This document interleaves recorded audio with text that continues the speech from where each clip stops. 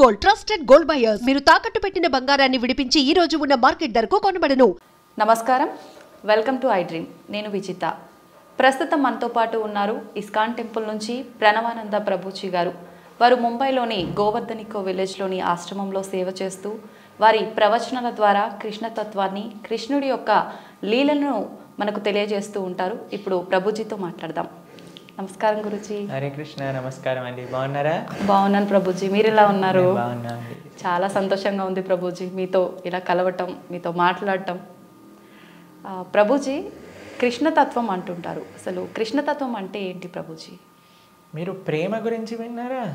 వినే ఉంటారు. విన్నాం. ప్రేమ, పరిపూర్ణమైన ప్రేమతత్వమే కృష్ణతత్వం అంటే. ఓకే. అయినా మూర్తీభవించిన ప్రేమ స్వరూపం, మూర్తీభవించిన ఆనంద స్వరూపం.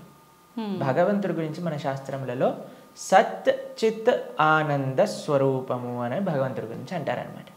ఇప్పుడు చూడండి, కృష్ణుడి లీలలు ఎటువంటిది అని అంటే, ఎవ్వరు ఆయనని ఏ విధంగా ఆశ్రయించినా సరే ఆయనని అట్రాక్ట్ చేసేస్తారనమాట.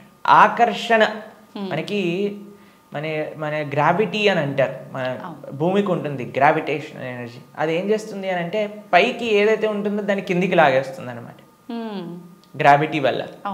కానీ కృష్ణుడు ఎలాంటి వాడంటే, ఎంత కింద పడిపోయిన వాడినైనా సరే పైకి లాగేస్తూ ఉంటాడు. అది ఆయన దగ్గర ఉండే శక్తి అనమాట.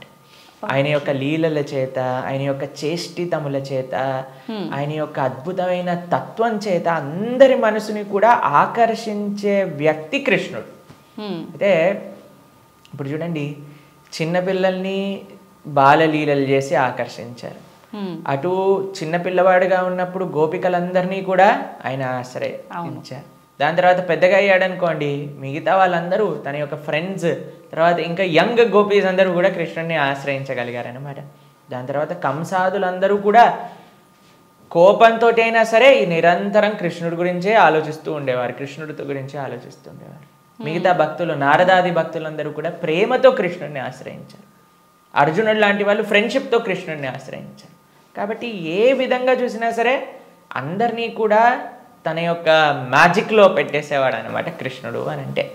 కృష్ణతత్వం మనకి అన్నిటికంటే పరిపూర్ణమైన తత్వము అని చెప్తారు భగవద్ అవతారములలో.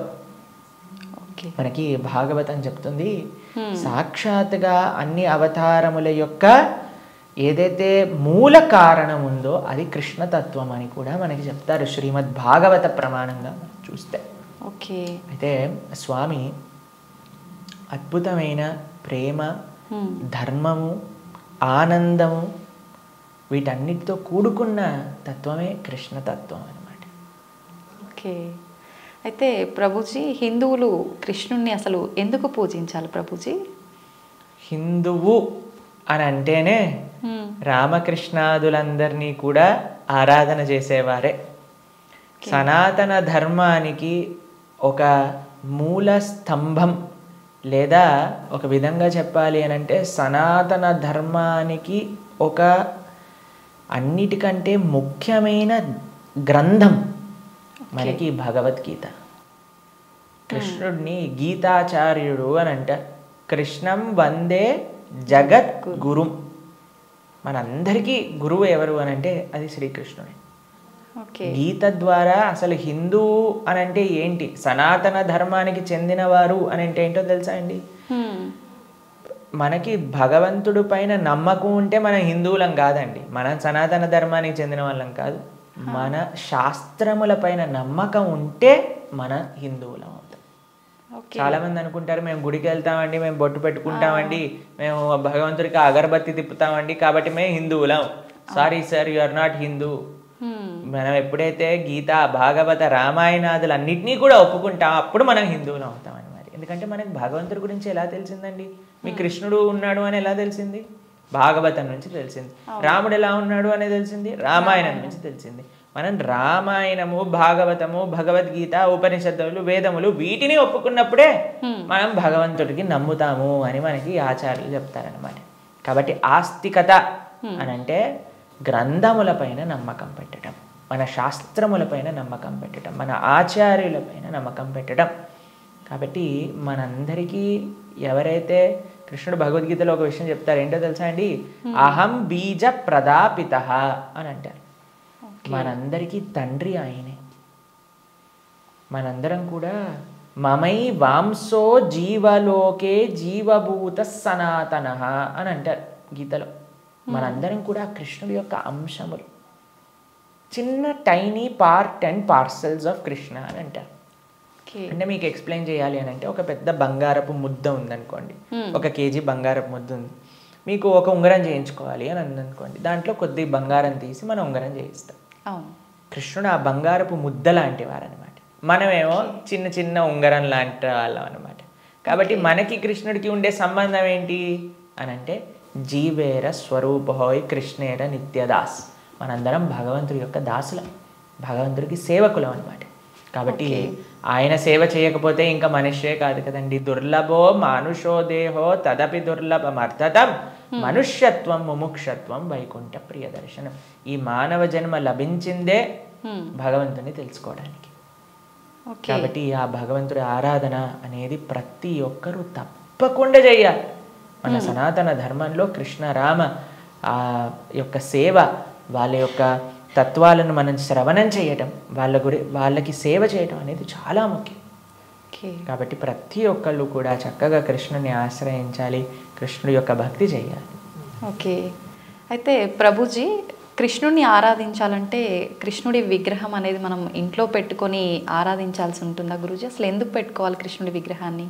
కృష్ణుడి యొక్క విగ్రహం ఎందుకు పెట్టుకోవాలి అని అంటే, మనం మీకు ఒక విషయం చెప్తానండి. మీకు చాలా ప్రేమ ఉన్ని వ్యక్తిలోని ఎవరైనా ఉన్నారనుకోండి, మీరు ఏం చేస్తారు? మా కాలేజ్లో మేము ఇంజనీరింగ్ చదువుకునేటప్పుడు చూసేవాళ్ళం అనమాట. ఎవరికైనా గర్ల్ ఫ్రెండ్ బాయ్ ఫ్రెండ్ ఉన్నారనుకోండి, వాళ్ళు ఏం చేస్తారు తెలుసా? స్క్రీన్స్ ఎవరిపైన వాళ్ళు ఫోటో పెట్టుకునేవారు అనమాట. అదే అడుగునే, అరే వీళ్ళెవరు అంటే, వీళ్ళు నా గర్ల్ ఫ్రెండ్, వీళ్ళ బాయ్ ఫ్రెండ్ అని చెప్తూ ఉండేవారు. తర్వాత మేము ఎప్పుడైనా వాళ్ళకి రూమ్కి వెళ్ళాం అనుకోండి, రూమ్లో కూడా వాళ్ళ ఫోటోలు ఉండేవి. దాని తర్వాత ఎక్కడ పర్సులో చూసాను, పర్సులో కూడా వాళ్ళ ఫోటో ఉండే. మనం ఎవరినైతే ప్రేమిస్తామో వాళ్ళ యొక్క చిహ్నాలతో మన అందరినీ నింపేసుకుంటూ ఉంటాం కదండి. అవును ప్రభుజీ. కాబట్టి మనం భగవంతుడిని ప్రేమిస్తున్నాము అన్నప్పుడు భగవంతుడి యొక్క అవే మన దగ్గర ఉండాలన్నమాట. ఇప్పుడు చూడండి, మేము స్వామి ఆరాధకులం. మా స్క్రీన్ సేవర్లో చూడండి, మీకు కృష్ణుడు కనిపిస్తాడు, పార్థసారథి. ఇక్కడ లోపల తీసిన మా ఆచార్యులు కనిపిస్తారు. కాబట్టి ఎక్కడ ఉన్నా సరే కృష్ణుడితో మనం నింపేసుకుంటాం అనమాట. కృష్ణుడు మనకి ఎల్లప్పుడూ గుర్తుండాలి. చాలామంది అంటారు, ప్రభుజీ మాకు కృష్ణుడు గుర్తు రావాలి, రోజంతా మేము కృష్ణ స్మరణలో ఉండాలి అని అంటే, భగవంతుడి యొక్క నామం జపం చేయటం, భగవంతుడిని ఆరాధన చేయటం అనేది చాలా ముఖ్యం. ఓకే. కాబట్టి ప్రతి ఒక్కళ్ళు చాలామంది భయపడిపోతూ ఉంటారు, ప్రభుజీ ఇంట్లో విగ్రహం పెడితే ఆయనకి 3 పూట్ల నైవేద్యం పెట్టాలా అని అంటే, మరి స్వామి మనకి తినడానికి తిండి ఇచ్చింది, మీకు శరీరం ఇచ్చింది, పీల్చడానికి గాలి ఇచ్చింది, చూడడానికి కన్నులు ఇచ్చింది, శక్తిని ఇచ్చింది, మనసునిచ్చిందేమో ఆయనకు పెట్టడానికి మనకి పెద్ద బాధ. ఆయన నుంచి అన్ని వాడుకోవడానికి అయితే అప్పుడేం అడగట్లేదు, ప్రభుజీ మేము ఇంత వాడేసుకుంటున్నాం కృష్ణుడి దగ్గర నుంచి అని ఎవరు అడగాల్సిన అవసరం లేదు. కానీ కృష్ణుడికి ఇచ్చేటప్పుడు మాత్రం 3 పూటలా పెట్టాలా అండి నైవేద్యము అని అడుగుతారు. నిజంగా అలా పెడితేనే కృష్ణ పరమాత్ముడు మనందరినీ అనుగ్రహిస్తాడా ప్రభుజీ? మీరు ఒక్క విషయం చెప్తానండి. మీ ఇంటికి ఒక గెస్ట్ని తీసుకొచ్చారు, ప్రభుజీ గెస్ట్కి 3 పూట్ల పెడితేనేనా అండి ఆయన పట్ల ప్రేమ ఉన్నట్టు? ఆయన ఉపవాసం ఉంటే నాకేముందండి, ఆయన వచ్చి అక్కడ ఉన్నాడు, ఆయనంతా ఆయన ఉంటాడు, ఆయనకి ఏదైనా ఆకలేస్తూ వండుకొని తినమనండి అని అంటారండి గెస్ట్ని ఎవరినైనా? లేదు ప్రభుజీ. రాగానే మీరు ఇప్పుడు నేను రాగానే నన్ను టీ తాగుతారా కాఫీ తాగుతారా అని అడిగారా? అవును ప్రభుజీ. మరి అడగకుండా పర్వాలేదులే ఈయన వచ్చాడు కదా, ఈయన ఇష్టం ఉన్నట్టు ఈయనని కూర్చొని ఈయననే మైక్ సెట్టింగ్ చేసుకొని ఈయననే షూటింగ్ చేసుకొని వెళ్ళిపోని ఇవ్వండి అంటారా? లేదు ప్రభుజీ. కాబట్టి మనం ప్రేమతో భగవంతుని పిలిచినప్పుడు, భగవంతుడు వచ్చినప్పుడు ఆయనకి సేవ చేసే బాధ్యత కదండి మనకి. అవును. ఆయనకేం కావాలని కాదు, కానీ మనకు ఆయన పట్ల ఉండే ప్రేమను వ్యక్త చేసుకోవడానికి మనం సేవ చేసుకోవాలి. ఇప్పుడు ఆయనకి రావాల్సిన అవసరం ఏముందండి? మీరు ఇందాక అన్నారు, ప్రభుజీ మీరు వచ్చినందుకు చాలా సంతోషమైంది అని. కాబట్టి మనలాంటి ఏదో చిన్న వ్యక్తి ఒకళ్ళ దగ్గరికి వెళ్తేనే మనం సంతోషపడుతున్నామే, అఖిలాండ కోటి బ్రహ్మాండ నాయకుడు మన ఇంటికి వచ్చాడు ఒక విగ్రహ రూపంలో మన సేవ స్వీకరించడానికి అని అంటే ఎంత ఆనందంతో మనం స్వామిని స్వీకరించాలి చెప్పండి, ఎంత విశేషంగా స్వామిని ప్రేమించాలి చెప్పండి. అవును ప్రభుజీ. మన ఇంట్లో భగవంతుడు అంటే ఒక వ్యక్తి.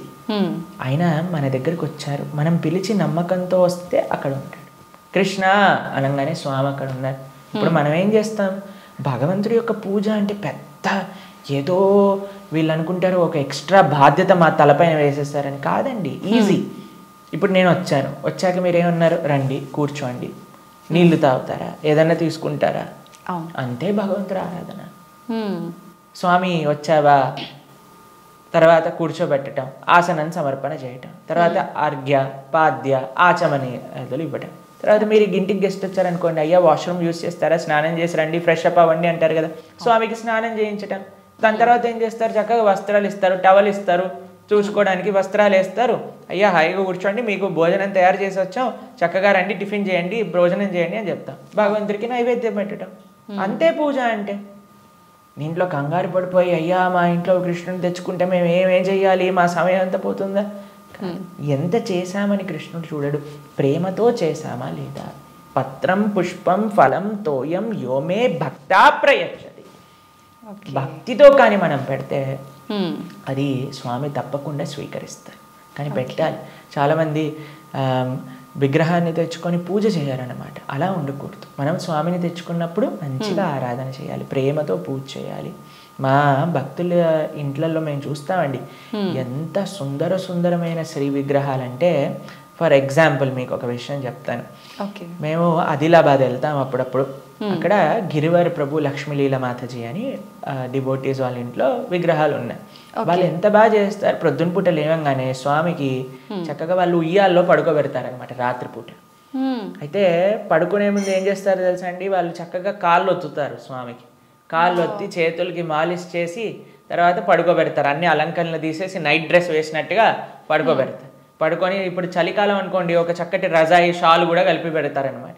ప్రొద్దున పూట లేస్తారు. లేపాక చిన్నపిల్లవాడిని ఎలా మనం కూర్చోబెట్టి ఆయనను రెడీ చేసి ఎలా అయితే చేస్తామో అలా కూర్చోబెట్టి స్వామికి అలంకరణ చేసి, పిల్లలందరూ వాళ్ళ ఇంట్లో 3 పిల్లలు ఉన్నారనమాట.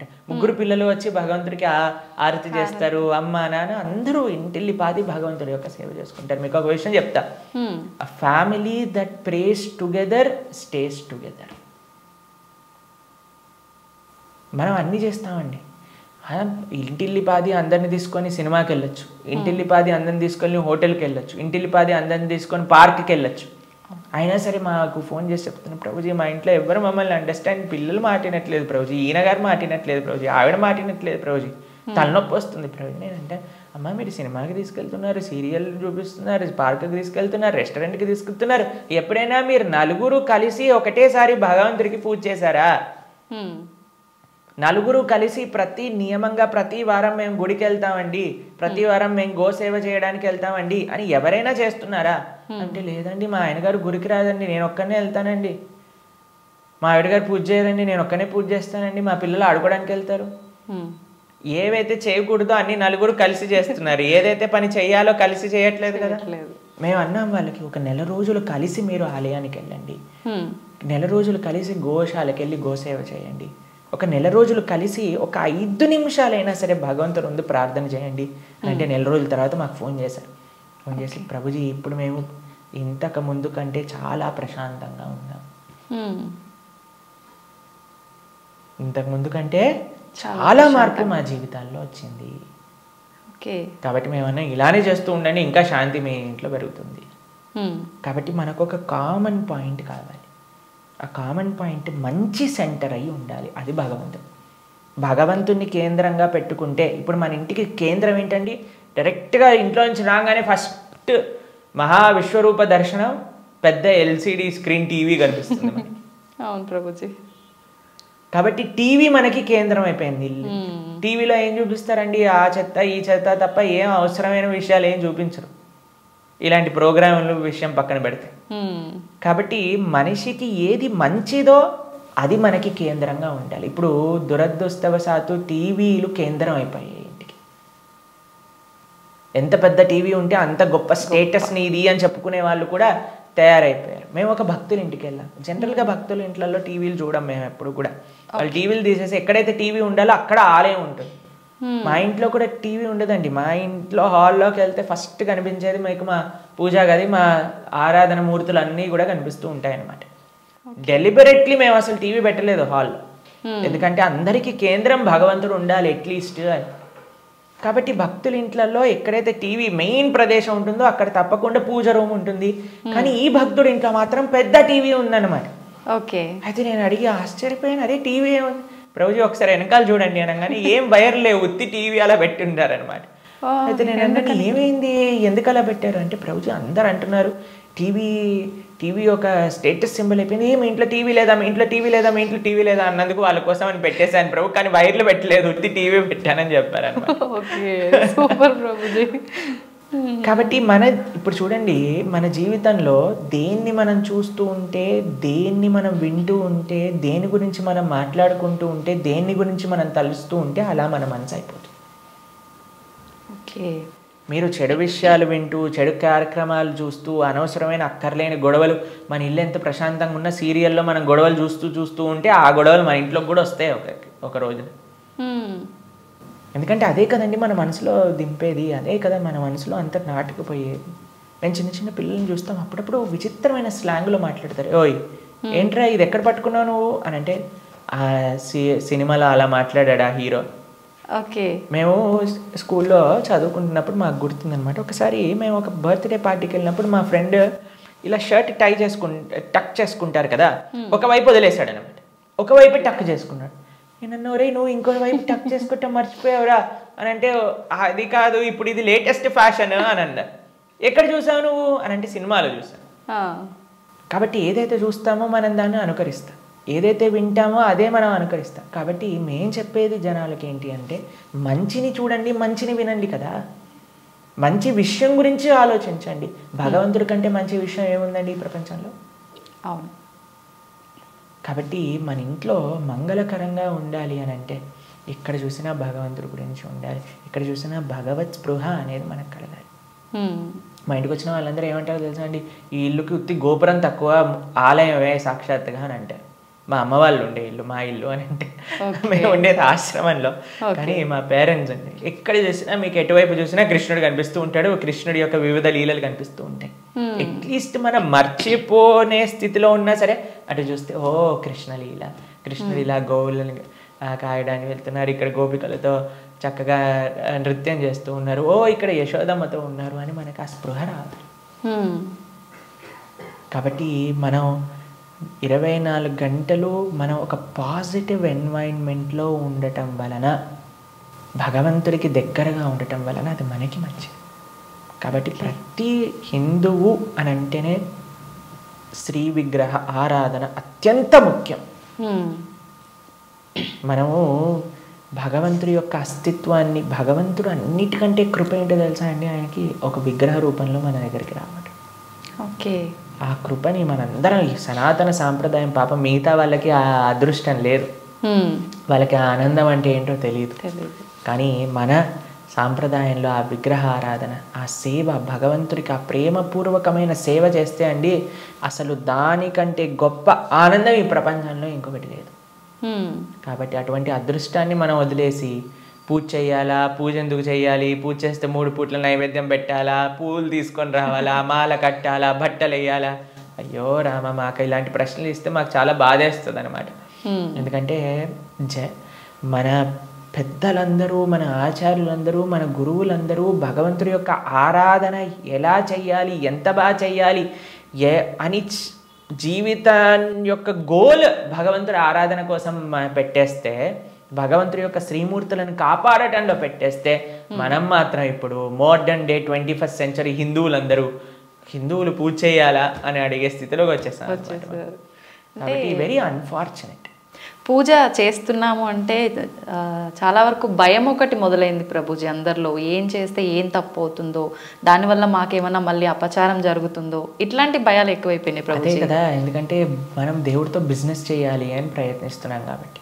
బిజినెస్ ట్రాన్సాక్షన్స్లో ఏదైనా తప్పు రాసామనుకోండి అయిపోయానంటే, బిజినెస్ ట్రాన్సాక్షన్స్లో ఏదైనా తప్పు చేసామనుకోండి, ఎందుకంటే వీడు ఏం ఆలోచిస్తున్నాడు, ఇప్పుడు నేను ఇది ఇలా చేస్తే దేవుడు నాకు అది అలా ఇవ్వాలి, అయ్యా నువ్వు నాకు 1 కోటి రూపాయలు ఇస్తే నేను నీకు 10 కొబ్బరికాయలు కొడతాను. ఏంటి దేవుడు మీకు 1 కోటి రూపాయలు ఇస్తే మీరు 10 కొబ్బరికాయలు కొడతారా దేవుడికి? ఎంత పెద్ద దానం ఇస్తున్నాడు చూడండి దేవుడికి. అసలు ఇలా తయారైపోయాం కదండి. మనకి ఏం అవసరం లేదు, ప్రేమ మనకు అవసరం లేదు భగవంతుడి పట్ల. దేవుడా నువ్వు నాకు ఇది ఇవ్వు, నాకు ఆరోగ్యాన్ని ఇవ్వు, నాకు బట్టలు ఇవ్వు, నాకు డబ్బులు ఇవ్వు, నాకు కార్లు ఇవ్వు, నాకు ఇల్లులు ఇవ్వు, నాకు పిల్లలు ఇవ్వు, నాకు పెళ్లి చెయ్యి. మన తిరుప్పావై ప్రవచనాలు చెప్తూ ఉంటే ఒక మంచి భార్య కోసం తిరుప్పావై వ్రతం చేయొచ్చా, మంచి భర్త కోసం తిరుప్పావై వ్రతం చేయొచ్చా? ప్రతిదీ కూడా మనం మన కోరికలు తీర్చుకోవడానికి భగవంతుని వాడుకుంటున్నాం. ఐ నో ఏటీఎం మషిన్ లాగా కార్డు పెట్టామా, డబ్బులు తీసుకున్నాం, దాని తర్వాత వదిలేసాం. కాబట్టి భగవంతుడు అంటే మనకి సేవ చేయడానికి వచ్చినవాడు కాదండి. భగవంతుడు అంటే మనం ఆయన సేవ చేయాలి, ఆయనను మనం ఆశ్రయించాలి, ఆయనను మనం సేవించాలి. ఇప్పుడు మీకు ఒక విషయం చెప్తానండి. ఒక చిన్న పిల్లవాడు ఉన్నాడు, తల్లి ఇలా ఎత్తుకుంది. మేము చిన్నప్పుడు చూస్తాం, మేము కూడా చేసే ఉంటాం. అప్పుడప్పుడు అమ్మ జుట్టు పట్టుకొని ఇలా పీకుతారు చూసారా, పిల్లలు ఇలా పట్టుకొని ఇలా పీకేస్తుంటే అమ్మ అంటుంది ఓ ఇలా తీసేసి ఓ మా కన్నా మా బంగారు కొండ అని అంటుంది. అంతేగాని నా జుట్టు పీకినందుకు లాగా ఒకటి పీకి పెడుతుందా పిల్లవాడిని? లేదు ప్రభుజీ. ఎందుకంటారండి? పిల్లల్ని గారాబం చేస్తుంటారు ముద్దుగా, అంటే తెలిసి తెలియని వయసు, ప్రేమ. పాపం వాడికి ఏం తెలుసండి జుట్టు పీకితే నొప్పేస్తుంది మా అమ్మకి అని. కానీ తల్లికి ఆ పిల్లవాడి పైన ప్రేమ అంటే ఏమనిపించదు. అవును, అంతేనా? కొన్నిసార్లు పిల్లలు చూసారా మూత్రం పోసేస్తూ ఉంటారు, తాతగారు ఎత్తుకున్నప్పుడు అమ్మమ్మ ఎత్తుకున్నప్పుడు ఏమని అంటారా అండి, తీసి పిల్లవాడిని ఇలా పడేస్తారా పాట అని? ఇంకా హ్యాపీగా ఫీల్ అవుతారు. ఎంత ఒకళ్ళని చూసానమాట మేము, ఓ మా పిల్లవాడు మా మనవాడు మూత్రం పోసాడే అని ఎగిలిపోతున్నాడు ఆయన.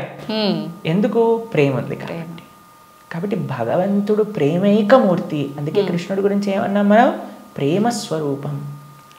ఆయనని మాత్రం మనకి తెలియగా అయ్యా నా భక్తిమాన్, నాకు భక్తి లేదండి, నాకు మంత్రాలు తెలియదు, నాకు నీ పైన అంత ప్రేమ లేదు స్వామి, నాకు తెలిసింది మా గురువులు చెప్పిన విధంగా నీకు పూజ చేస్తున్నా, నువ్వే అన్నిటినీ కాపాడుకో, నువ్వే ఇది ఆరాధన పూర్తి చెయ్యి అని ప్రేమతో చేస్తే స్వామి ఎందుకు అలా చేయడండి? ఎలా చేసినా సరే స్వామి స్వీకరిస్తా. ప్రేమ ఉండాలంతే. కానీ మనకి ప్రేమ అవసరం లేదు, భగవంతుడు అవసరం లేదు. అయ్యా నువ్వు నాకు ఈ కోరిక తీర్చేసేయ్, ఇదే నాకు నీతో ఉండే సంబంధం, ఇంతే. కాబట్టి ఆధ్యాత్మికవేత్తలు కూడా చేసే అన్నిటికంటే పెద్ద పొరపాటు ఏంటంటే భగవంతుణ్ణి కేవలం భౌతిక కోరికల కోసం ఆశ్రయించాలి అని చెప్పటం అన్నిటికంటే పెద్ద అపరాధం. కాబట్టి ఎప్పుడూ అలా చేయకూడదు. స్వామిని ప్రేమతో ఒక తండ్రిలా, ఒక పిల్లవాడిలా, లేదా ఒక స్వామిలా మనం ఆరాధన చేయాలి. కాబట్టి దాంట్లో ఎప్పుడు తప్పు ఉండదండి. ప్రభుజీ, సాధారణ భక్తులు ఆ రకంగా కృష్ణ భగవాను పూజించిన సేవ చేసుకున్నా కూడా వస్తాడా ప్రభుజీ భగవానుడు? ప్రేమతో పిలిస్తే వస్తారు, ఎవరు పిలిచినా వస్తారు, ఎవ్వరు పిలిచినా ఆయన వస్తారు. వ్యాధశ్చాచరణం ధ్రువస్య వయః విద్యా గజేంద్రస్య కా కుబ్జాయాం కిము నామ రూపమధికం కిం తత్సుధామోదనం వంశక్కో విదురస్య యాదవపతేరుగ్రస్య కిం పౌరుషం భక్త్యా టుష్టతి నహి గుణైర్భక్తి ప్రియో మాధవ. ఒక 5 ఏళ్ల పిల్లవాడు ధ్రువుడు పిలిచాడు, రాలేదా అండి భగవంతుడు? ఒక ఏనుగు పిలిచింది, గజేంద్రుడు వచ్చాడా లేదా? ఒక కుబ్జ అనే ఒక కురూపి స్త్రీ పిలిచింది, స్వామి కృపనిచ్చేశాడు కదా. ఉగ్రసేన మహారాజు, సుధామ, ఆయన పాపం డబ్బులే లేవు. కృష్ణుడు ఏ కులాన్ని చూసో, లేదా జ్ఞానాన్ని చూసో, లేదా డబ్బుల్ని చూసో, అందాన్ని చూసో, వయస్సుని చూసో, యోగ్యతని చూసో రాడండి. భక్త్యా టుష్టతి నహి గుణైర్భక్తి ప్రియో మాధవ. కృష్ణుడున్నాడు, స్వామి పలుకుతాడు అనే నమ్మకంతో ఎవరైతే పిలుస్తారో, ఇప్పుడు ఎవరైనా ఆ శ్రీ భగవంతుడి యొక్క విగ్రహాన్ని చూసి ఇది బొమ్మ అనుకుంటే బొమ్మలానే ఉంటాడండి. ఇది మట్టితో చేశారా అంటే మట్టే ఉంటాడు. స్వామి ఉన్నాడు అని నమ్మితే ఎక్కడైనా భగవంతుడు ఉంటాడు. ఎవరైనా చెప్పారనుకోండి, అరే ఈ మట్టి విగ్రహంలో భగవంతుడు రావటం అపరాధం అని అంటే వాడికి భగవతత్వం గురించే తెలియదు. మీకు ప్రేమ ఉందనుకోండి, ఎక్కడ పిలిచినా ఒక వ్యక్తి వస్తారు. అవునా కాదా చెప్పండి? అవును ప్రభుజీ. మేము ఒక ప్రోగ్రామ్కి వెళ్ళామండి. అయితే వాళ్ళు అన్నారు, ప్రభుజీ మా ఈ చిన్న ప్రోగ్రామ్కి వస్తారని మేము అనుకోలేదు ప్రభుజీ, కానీ పిలవంగానే మీరు వచ్చారు. ఒక చిన్న వ్యక్తినండి, ఒక ఇన్సిగ్నిఫికెంట్ పర్సెంట్ లైక్ మీ ఒక దగ్గరికి వెళ్తే వాళ్ళు ఎంత ఆనందపడ్డారు. అరే మా ప్రదేశానికి కూడా వస్తారా, మా ఇంటికి వస్తారా ప్రభుజీ అని ఆనందపడ్డారు. అదే ప్రేమతో పిలిస్తే భగవంతుడు రాడు ఈ వస్తువులోకి అని చెప్తే అసలు భగవంతుడు ప్రేమ ఉన్నట్టేనా? అసలు ఆయనకు భగవంతుడి గురించి తెలిసినట్టేనా? కాబట్టి ఎవరైతే విగ్రహారాధన దూషిస్తారో most unfortunate and most ignorant people in the entire creation. మా స్వామికి మనం అంటే ప్రేమ, మనందరం అంటే ప్రేమ, కాబట్టి మనం ఎక్కడికి పిలిచినా ఆయన వస్తారు.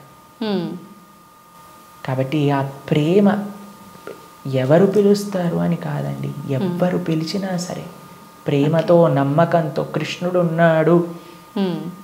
ద్రౌపదీదేవి పిలిచినప్పుడు రాలేదా అండి? ఏమైనా చూసుకున్నాడు ఆయన?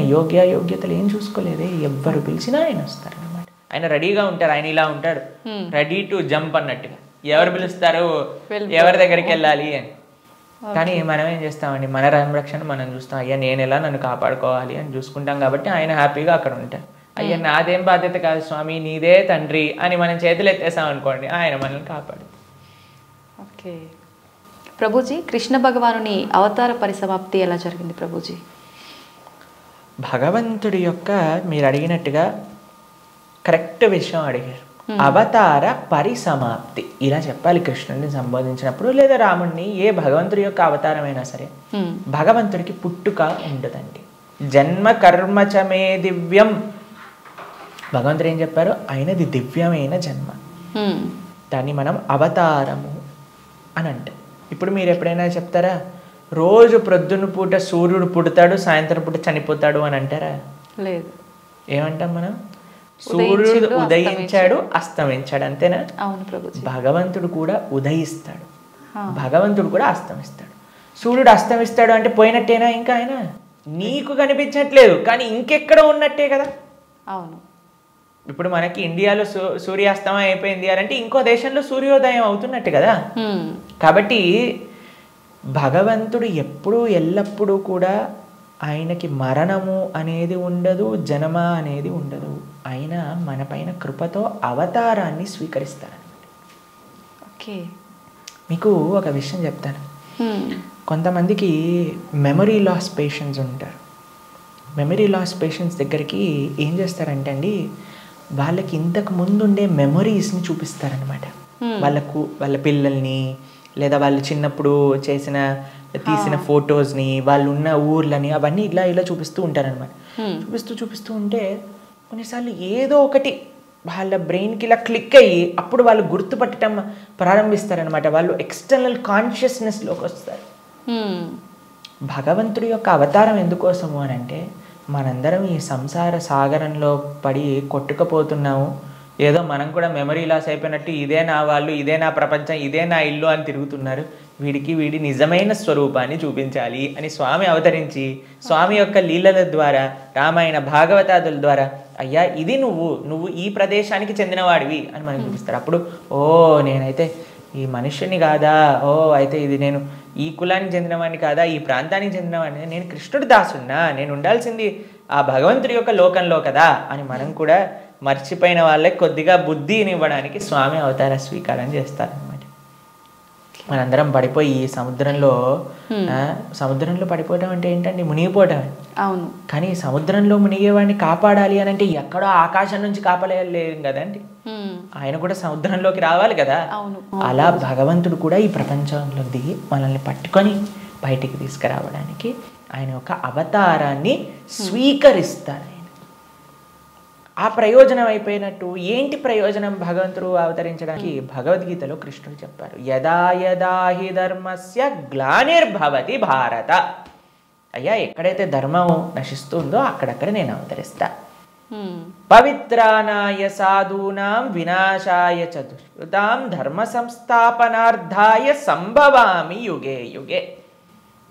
అయ్యా ఎక్కడైతే భక్తుల్ని కాపాడాలో, ఎక్కడైతే అధర్మాన్ని నాశనం చేయాలో, ధర్మాన్ని స్థాపన చేయాలో అక్కడ నేను అవతరిస్తాను అని. కాబట్టి అప్పుడప్పుడు భగవంతుడు వివిధ రూపాలలో అవతరిస్తారు. అవతారం అయిపోయింది అంటే ఆ ప్రయోజనం అయిపోయింది అన్నప్పుడు అవతార పరిసమాప్తి చేస్తారనమాట. కాబట్టి చాలామంది కృష్ణుడు చనిపోయాడు, కృష్ణుడు పుట్టాడు. కృష్ణుడు పుట్టలేదండి, కృష్ణుడు చనిపోలేదు. కృష్ణుడు అవతరించారు, కృష్ణుడు అవతార పరిసమాప్తి చేశారు. మనం పుట్టంగానే అని ఏడుస్తూ ఉంటారు. ఏడవకపోయినా సరే, ఎవరైనా ఏడవకపోతే ఏం చేస్తారంటే డాక్టర్ వచ్చి 2 వేస్తాడనమాట. ఏడవాలి మనం. కానీ కృష్ణుడు పుట్టినప్పుడు తెలుసా అండి, నవ్వుతూ పుట్టాడు. అమ్మ నాన్న ఆశ్చర్యపోయాడు. జలధరుదేహు నాజాను చతుర్బాహు సరసీరు జాక్షు విశాలాక్షు జారు గదా శంఖ చక్ర పద్మ విలాసు కంఠ కౌస్తుభమని కాంతిబాను కమనీయ కటిసూత్ర కంకణ కేయూర శ్రీవత్సలాంఛనాంచిత విహారు సురకుండల ప్రభాయుత కుంటల లాటు వైఢూర్య మణి గణవరి కిరీటు బాలు పూర్ణేందు రుచిజాలు సుగుణాల బాలు భక్తలోక బాలు కృపావిశాలు జూచి తిలకించి పొలకించి యొబ్బి చెలరేగ వసుదేవుడు ఉత్సహింపే అని అంటారనమాట భాగవతంలో. అంత ఆనందపడిపోయేవాడు కృష్ణుని చూశాక వసుదేవుడు పుట్టంగానే శంఖచక్ర గదా పద్మములు పట్టుకొని. వసుదేవుడు అంతా ఆనందపడ్డారనమాట కృష్ణుడు అవతరించినప్పుడు. ఎప్పుడైనా మీరు చూసారండి పిల్లవాడు పుట్టినప్పుడు నానా అమ్మ బాగున్నారా మీరు అని అడగటం? కానీ కృష్ణుడు పుట్టంగానే వాళ్ళ చరిత్రలు మొత్తం కూడా చెప్తారు, వసుదేవుడిది ఇంకా దేవకీ దేవిది. దాంతోపాటు ఎంత ఆనందంగా అంటే చతుర్భుజ రూపంలో ఎవరైనా పిల్లలు చూసారా శంఖచక్రం పట్టుకొని రావటం? లేదు. కాబట్టి మనందరం ఏడుస్తూ పుట్టాం కాబట్టి మనది జన్మ. కానీ కృష్ణుడు నవ్వుతూ ఆయన యొక్క స్వరూపంతో అవతరించి తల్లిదండ్రుల్ని ఉద్ధరింపజేయడానికి స్వీకరించిన అవతారము అని అంటారు. కాబట్టి భగవంతుడికి ఎలా అయితే పుట్టుక లేదో అలానే మరణము కూడా లేదు. స్వామి ఎప్పుడూ కూడా ఈ వర్డ్ యూజ్ చేయకూడదు కృష్ణుడి దగ్గర. కృష్ణుడు చనిపోయాడట, రాముడు చనిపోయాడట, ఇవన్నీ మనం అపరాధం అవుతుంది అనమాట. కాబట్టి మనం కరెక్ట్గా మీరు చెప్పిన వర్డ్గా అవతార పరిసమాప్తి, కృష్ణుడి యొక్క అవతార పరిసమాప్తి ఎలా జరిగింది మేము ఇన్స్టాగ్రామ్లలో యూట్యూబ్లలో ప్రకారంగా చెప్పట్లేదు, శాస్త్రంలో ఏ విధంగా ఉందో ఆ విధంగా చెప్తున్నాం. కాబట్టి దీంట్లో చాలా తేడా ఉంది. ఎందుకంటే మాకు అప్పుడప్పుడు రీల్స్ పంపిస్తూ ఉంటారు, అందులో ఏదో కృష్ణుడు ఇలా అయిపోయాడట అలా అయిపోయాడట అని చెప్తూ ఉంటారు. దాన్ని నమ్మకండి. మీరు శాస్త్రాన్ని అధ్యయనం చేసిన వాళ్ళు ఏం చెప్తున్నారు, అలానే ఇప్పుడు ప్రతి ఒక్కరు కూడా కృష్ణుడి గురించి మాట్లాడడానికి రెడీ అయిపోయారు, ప్రతి ఒక్కరు కూడా ధర్మం గురించి మాట్లాడడానికి రెడీ అయిపోయారు, ప్రతి ఒక్కళ్ళు కూడా సాధువుల్ని ప్రశ్నించడానికి రెడీ అయిపోయారు. కానీ సాధన ఏమీ లేదు, శాస్త్ర అధ్యయనం ఏమీ లేదు, సేవ ఏమీ లేదు.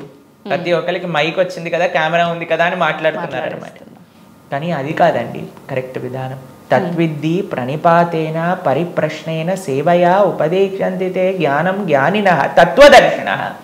ఒక గురువు దగ్గరికి వెళ్ళి సేవ చేస్తూ ఎంత కష్టం తెలుసా అండి మీకు. ఒక విధంగా శాస్త్రం విషయాలు నేర్చుకోవాలి అని అంటే ఆ నమ్మకం, ఆ డెడికేషన్, ఆ ఇంట్రెస్ట్, ఆ సేవ, పరిప్రశ్న ఇవన్నీ కావాలి మనకి. ఇప్పుడు ఒక విషయం మనకి టీవీ మాధ్యమంగానో మన ఇంటర్నెట్ మాధ్యమంగానో అన్ని సులభము అయ్యాయి. ఆ సులభం అవ్వటంలో రెండు ఉన్నాయి. ఎవరైనా మాట్లాడింది మనం నమ్మేస్తాం. అలా కాదు. మనం ఎప్పుడు మేము ఒకటే విషయం చెప్తాం, ఎవరైతే సాధువులు చక్కటి పరంపరాగతంగా జ్ఞానాన్ని నేర్చుకున్నారో, ఎవరైతే శాస్త్ర అధ్యయన చేశారో అటువంటి వాళ్ళ దగ్గర నుంచి మనం వినాలి. ఎవరైతే గురువుల్ని ఆశ్రయించి గురువుల దగ్గర నుంచి విన్న వాళ్ళు ఉన్నారు, ఎవరైతే జీవితంలో సొంతంగా దాన్ని సాధన రూపంగా వాళ్ళు చేస్తున్నారో అటువంటి వాళ్ళ దగ్గర నుంచి వినాలి. కాబట్టి మనకి భాగవతం చెప్తుంది, భగవంతుడు ఒకానొక సమయంలో అయ్యా ఈ ప్రపంచంలో ఉండే అధర్మ మొత్తం కౌరవుల వైపు ఒక్కసారి అందరినీ గ్యాదర్ చేసేసి కంప్లీట్ చేసేస్తాడు అనమాట. ఇక అయిపోయింది అని అనుకున్నప్పుడు ఆయన చక్కగా ఒక దగ్గర ప్రభాస క్షేత్రము అనే ప్రదేశంలో ఆయన ఇలా ఉన్నారనమాట. ఉన్నప్పుడు ఒక వేటగాడు వచ్చి ఒక జింకని వేటాడుతున్న ఆయన కృష్ణుడి యొక్క పాదాన్ని, శ్రీపాదాలను చూస్తూ జింకలా అనుకొని బాణాన్ని వేశారు. వేసినప్పుడు అది కృష్ణుడి యొక్క పాదానికి తాకింది. మీకు ఒక విషయం చెప్తాను, లాజికల్గా ఆలోచిద్దాం. మీ అందరికీ లాజిక్ థింకింగ్ చాలా ఎక్కువ కదండి. పాదాలలో బుల్లెట్ దిగింది అని అనుకుందాం, బాణం కూడా పక్కన పెట్టేసేయండి, చనిపోయాడు అని మీరు ఎప్పుడైనా విన్నారా? లేదు. మన సీరియళ్ళల్లో సినిమాలలో అయితే ఇక్కడ బుల్లెట్ జరిగినా సరే లేచి నించొని మళ్ళీ మాట్లాడిన వాళ్ళు ఉన్నారు. కాబట్టి పాదాలలో బాణం తలిగితే ఎలా కృష్ణుడిని అవతార సమాప్తి చేశారు, శరీరాన్ని చాలించేశారు అని ఎలా చెప్తాను చెప్పండి. కాబట్టి అదొక లీల. ఎందుకండి కృష్ణుడు ఇలా లీల చేశారు? ఎందుకంటే ఆయన చనిపోయాడు అని చెప్పడానికి కొంతమందికి వీలు చూపించాలి కదా. కృష్ణుడు అండి ఈజ్ నాట్ ఇప్పుడు కొంతమంది అంటారు మా దేవుణ్ణి నమ్మకపోతే నువ్వు నరకానికి వెళ్ళాల్సిందే. కృష్ణుడు అలాంటి వాడు కాదనమాట. కాబట్టి అయ్యా నువ్వు నన్ను నమ్ముకో, నేను నీకు కావాల్సినంత శ్రద్ధ, విశ్వాసం, భక్తిని ఇస్తాను. నువ్వు నన్ను నమ్మకు, నీకు కావాల్సినన్ని రీజన్స్ ఇస్తాను నన్ను నమ్మకపోవడానికి. కాబట్టి అటువంటి వాళ్ళకు ఒక రీజన్ ఇవ్వడానికి అనమాట. భక్తులకి భగవంతుడు అంటే ఎంత అపరిమితమైన ప్రేమ ఉంటుంది అని అంటే స్వామి యొక్క అవతార పరిసమాప్తి గురించి ఎందుకంటే స్వామి యొక్క ఈ ప్రపంచంలో ఇలా ఉన్న స్వామి అక్కడ ఉన్న భక్తులకు ఒకటే. అప్పుడు జరా అనేవాడికి ఏం చెప్పారు, అయ్యా తప్పైపోయింది స్వామి, నీ శ్రీపాదానికి నేను బాణం వేసా అంటే, ఏం కంగారు పడకు, నువ్వు వైకుంఠానికి వెళ్ళిపో అంటే ఆయన ప్రదక్షిణ చేసి ఆయన వైకుంఠానికి వెళ్ళిపోతాడు బాణం వేసినోడు. కానీ బాణం తలిగిన వాడేమో చనిపోయాడు, శరీరాన్ని విడిచిపెట్టేశారు. ఒకరు చెప్తున్నారు కృష్ణుడు నరకంలో ఉన్నాడట. ఏంటండి, బాణం వేసిన వాడిని వైకుంఠానికి పంపించి ఈయనెందుకు నరకానికి వెళ్తారు చెప్పండి.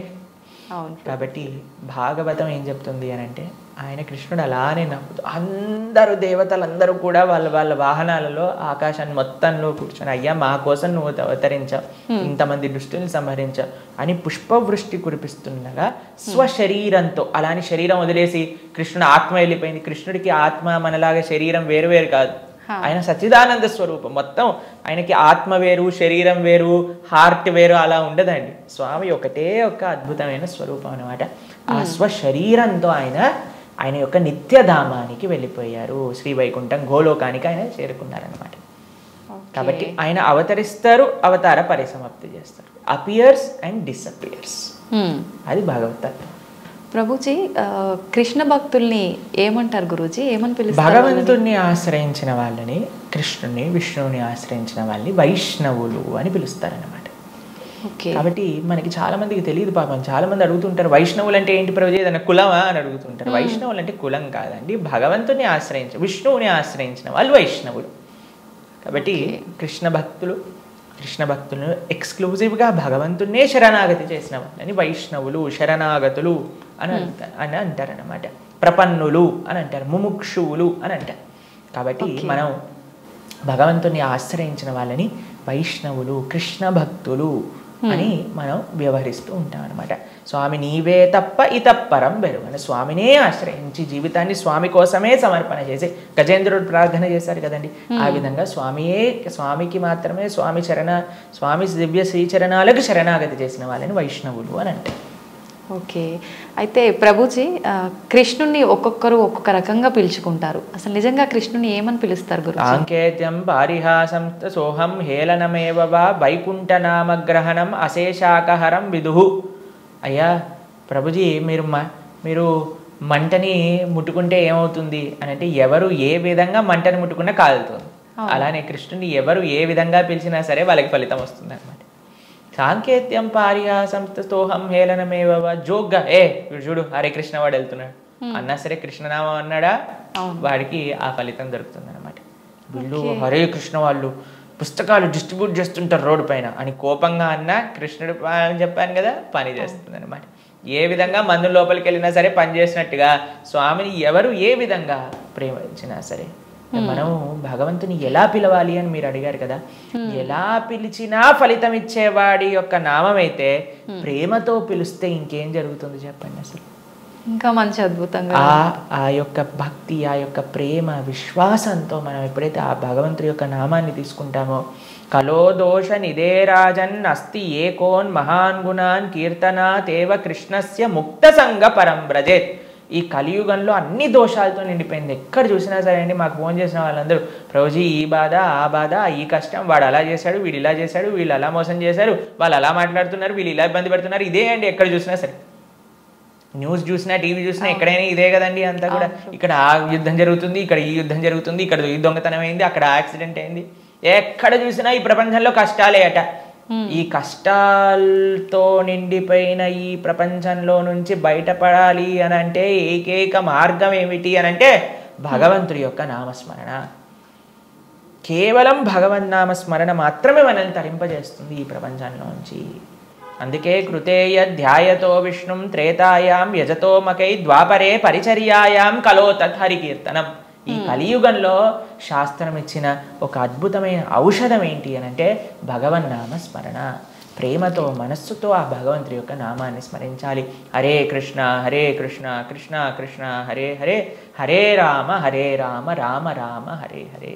ఇది మహామంత్రం.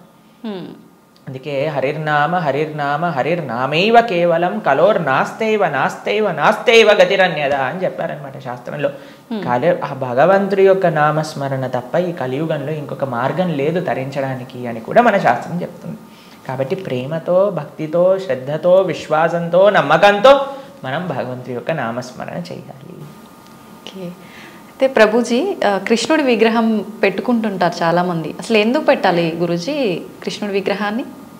ఇందాక మనం మాట్లాడుకున్నట్టుగా మనకి ఏ వ్యక్తి పైన అయితే ప్రేమ ఉంటుందో ఆ వ్యక్తి యొక్క స్వరూపం మన దగ్గర ఉంటుంది. కాబట్టి మన యొక్క స్వరూపమే భగవంతుడి యొక్క దాసులు. కాబట్టి భగవంతుడిని ఆరాధన చేయాలి. మనం చాలామంది చేసే తప్పు ఏంటంటే స్వామి లేకుండా అమ్మని, అమ్మ లేకుండా స్వామిని ఆరాధన చేస్తూ ఉంటారు. అలా కాదు, మనం రాధాకృష్ణుని ఇరువురిని ఆరాధన చేయాలి. మీరు ఇంట్లో శ్రీ విగ్రహాలను పెట్టుకుంటున్నారు అని అంటే ఆరాధన కూడా తప్పకుండా చేయాలి. భగవంతుడికి నైవేద్యం పెట్టడం, ఆరతి ఇవ్వటం, ఉత్సవాలు జరపటం, అభిషేకాలు చేయటం, వీటన్నింటినీ కూడా చక్కగా చేసుకోవాలి. ఇది ప్రియారిటీగా చేసుకోవాలి. ఇది చేసుకుంటే మీ జీవితంలో ఆనందం వస్తుందండి. మిగతాది ఏది చేసినా ఆనందం రాదు. కాబట్టి మనం ప్రణవానంద దాస్ అనే యూట్యూబ్ ఛానల్లో మనకి సదాచారం కోర్సులో మనం ఎలా భగవంతుడి యొక్క ఆరాధన చేయాలి అని చెప్పి ఉన్నాం. దాన్ని తప్పకుండా శ్రవణం చేయండి. అలానే భగవంతుడి యొక్క శ్రీ విగ్రహాలు మీరు తీసుకునే ముందు మనం సంపూర్ణ భాగవతాన్ని చెప్పుకున్నాం. గీతా భాగవతాలు మన ప్రణవానంద దాస్ అనే ఛానల్లో మీకు లభిస్తాయి. ఈ మొత్తం సిరీస్ని శ్రవణం చేయండి. అప్పుడు మీకు అసలు ఎందుకు నేను భగవంతుని ఆరాధన చేయాలి అనే దానిపైన క్లారిటీ వస్తుంది. దాని తర్వాత ఎలా ఆరాధన చేయాలి అనేది మీరు తర్వాత చూసుకుందరు. కానీ కాబట్టి మనం హిందువులుగా కేవలం నేమ్ సేక్ హిందూస్ అవ్వకూడదు. కేవలం బొట్టు పెట్టుకునే హిందూస్ అవ్వకూడదు. శనివారం ఉపవాసం చేసే హిందువులం అవ్వకూడదు. సంవత్సరానికి ఒకసారి వెంకటేశ్వర స్వామి దర్శనం చేసుకునే హిందువులం అవ్వకూడదు.